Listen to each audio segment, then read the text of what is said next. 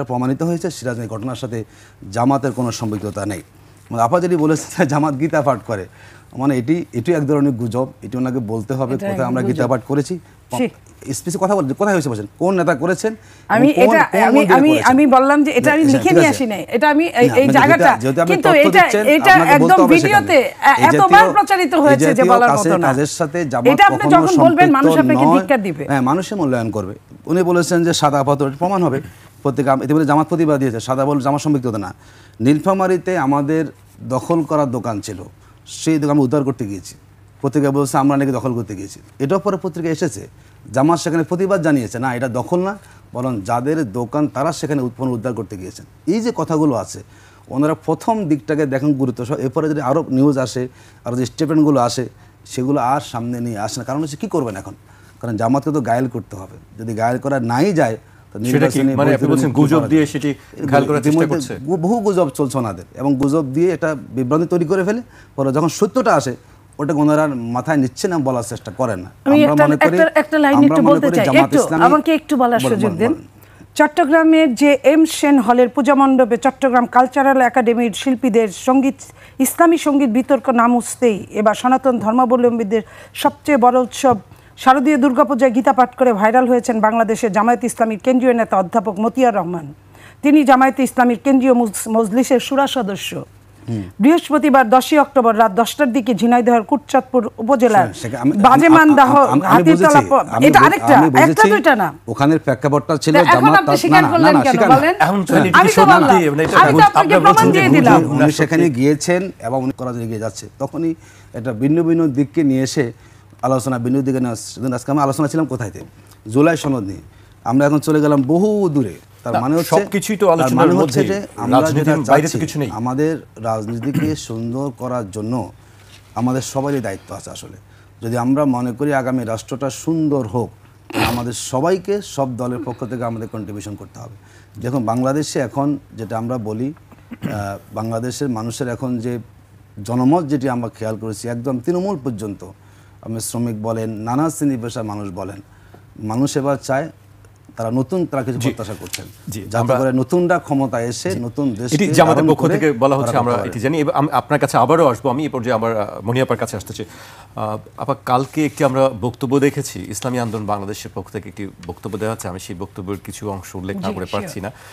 ইসলামী আন্দোলন বাংলাদেশের নায়েবে আমির মুফতি মোহাম্মদ ফয়জুল করিম বলেছেন, বিএনপি যদি ক্ষমতায় যায় ঘুমাতে পারবেন না, ব্যবসা করতে পারবেন না, সুন্দরী নারীরাও রাস্তায় বের হতে পারবেন না।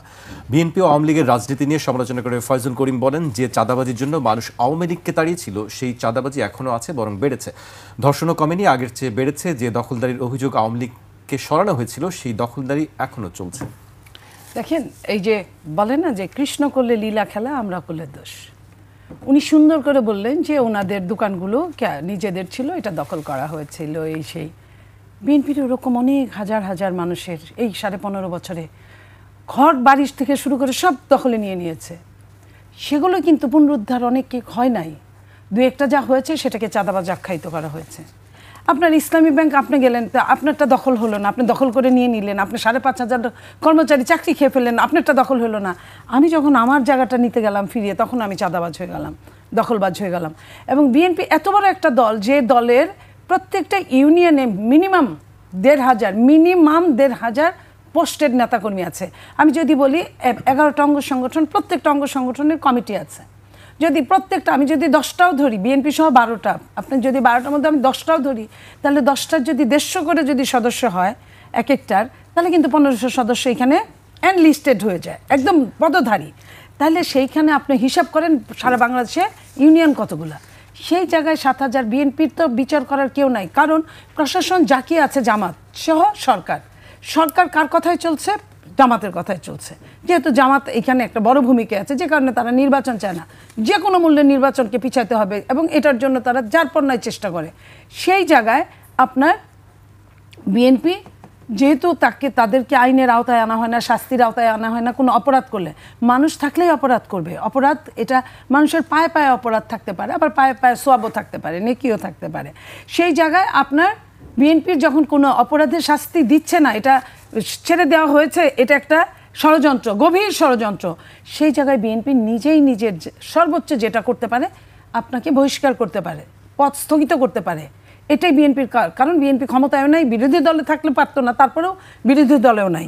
সো এই কারণে বিএনপির মতো এত বড় দল যেখানে একটা বা 3টা বা 7,000 যদি হয়ে থাকে, আপনার 4টা আপনার ইউনিয়নের সমান, সারা বাংলাদেশে হাজার হাজার ইউনিয়নের মধ্যে 4টা ইউনিয়নের সমান আপনার পদত্যাগ করিয়েছে, মানে স্থগিত করিয়েছে বা বহিষ্কার করিয়েছে। সেটা আপনি এটাকে আপনি এত বড় করে দেখছেন। আর আপনারা যে কত কিছু করছেন সেগুলোকে কিন্তু আমরা বড় করে দেখছি না। আমরা যখন নীলক্ষেতে গিয়ে 1,80,000 ভোটার ব্যালট পেপার পাই, সেই ব্যালট পেপারের কোনো অস্তিত্ব পাই না। আমরা কিন্তু এগুলো নিয়ে কথা বলতে পারছি না, কিছুই বলতে পারছি না।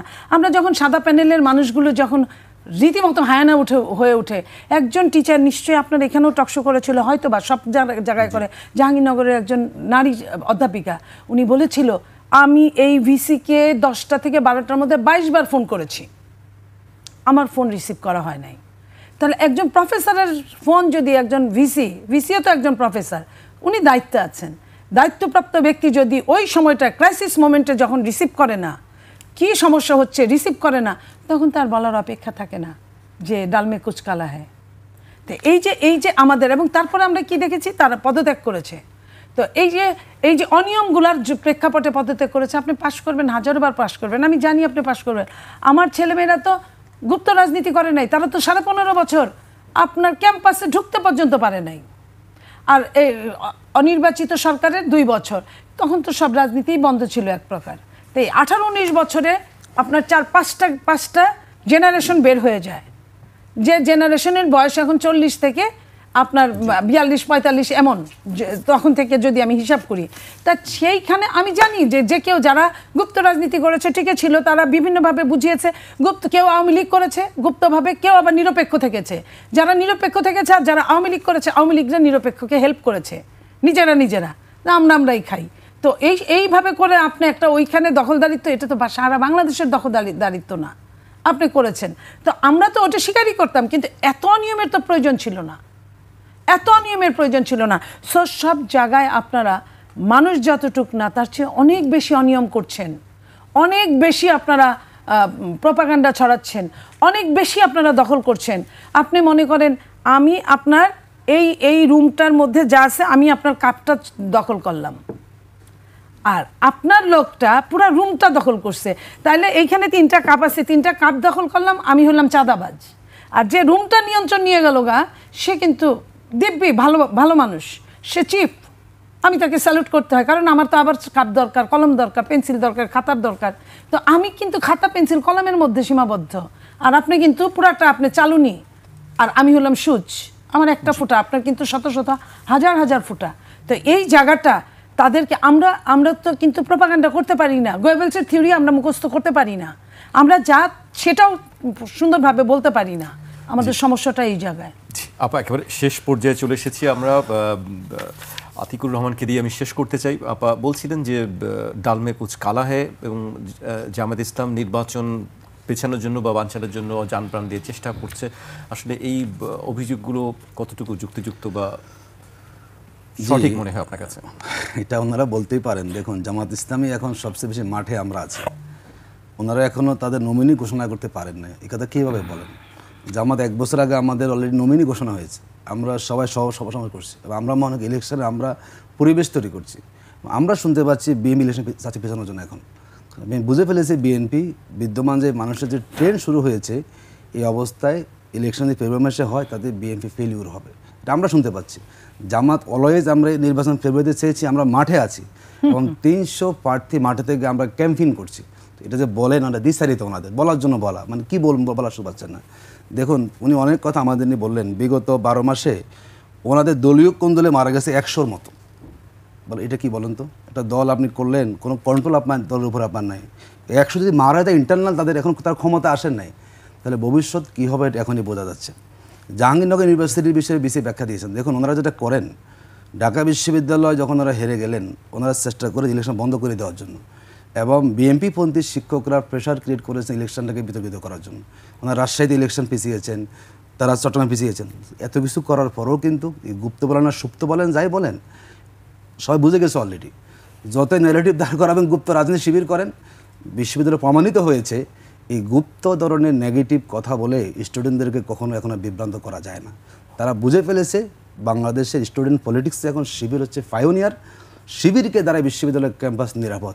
ওনারা গুপ্ত ন্যারেটিভ দাঁড় করিয়ে যে কথাগুলো বলেন যে সত্য নয়। এবার আমরা মনে করি বিগত সময়ে যে আন্দোলন যে আমাদের সফল হয় নাই, বিগত আন্দোলনগুলো ওনাদের বহু নেতারা গুপ্তে ছিলেন, ওনারা বহু নেতারা আতাত করেছে। আমরা জানি ঢাকা শহরে দেখেছি, আমরা হসপিটালে সবাই সিট বুকিং করে রাখতেন নির্বাচনের সময়, ওনারাই তো গুপ্ত পলিটিশিয়ান। এখন সবাই বড় বড় কথা বলেন রাজপথে এসে, আমি খুব বড় নেতা হয়ে গেছি, কোথায় ছিলেন? তো আমরা দেখি যে গুপ্ত করতে করতে আতাত করতে করতে ওনারা সবাই ঘুমিয়েছিলেন।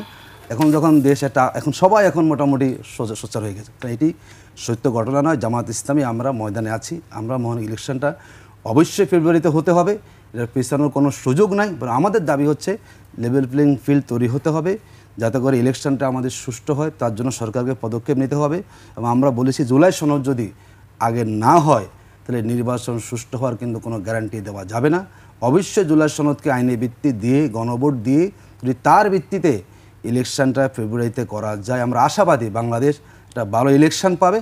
এবারে নতুন রাজনীতির দিকে আমরা সেখানে যাওয়ার সুযোগ আমরা পেয়ে যাব। শেষ করব। আপনি বলছেন যে বিএনপি এই যে সংগঠন, আমি আপনাকে বোঝায় বলি, উনি লাস্ট কথা যেটা বললেন ওটা দিয়ে আমি শুরু করি, যে বিচার মানি তালগাছ। আমার নির্বাচন 1 বছর আগে নমিনি করে দিয়েছে সব, যে আমার যে একটা নির্দেশিত দল, এটা কোনো দল না, এটা একটা এটা স্বৈরাচার একটা তাদের মধ্যে সব সময় কাজ করে। তারা যাকে বলবে, এখন যদি বলে এটা একদিক দিয়ে ভালো, আরেক দিক দিয়ে মন্দ, এখন যদি বলে যে তুমি দাঁড়াও নাই, তাহলে শেষ, তুমি দাঁড়াইছো, তারা নিজেরা কোনো ক্যান্ডিডেট হয় না, তাদেরকে ক্যান্ডিডেট করা হয় তাদের প্রয়োজনে। তো জামাত 1 বছর আগে কেন, 10 বছর আগেও দিতে পারে, যে তুমি 10 বছর আবহমান কাল কাজ করতে থাকো, সেটা হলো জামাত। আবার কি বলছে, জুলাই শরৎ না হলে আপনার নির্বাচন করা যাবে না। তারপরে কি আপনার নভেম্বরে আপনার গণভোট না হলে নির্বাচন করা যাবে না। নভেম্বর আপনার আছে কয়দিন, আর 4-5 দিনের মধ্যে নভেম্বর শুরু। আদৌ কি সম্ভব একটা মাসের মধ্যে এত বড় একটা নির্বাচন করে ফেলা, এবং এটার পরে আবার 2 মাস পরে আরেকটা নির্বাচন করে ফেলা? এটা কি ছেলের হাতের মোয়া, যে বাংলাদেশ কিছুই না, একটা সমানে নির্বাচনের উপরে চলতে থাকলো, তারা যা বললো সেটা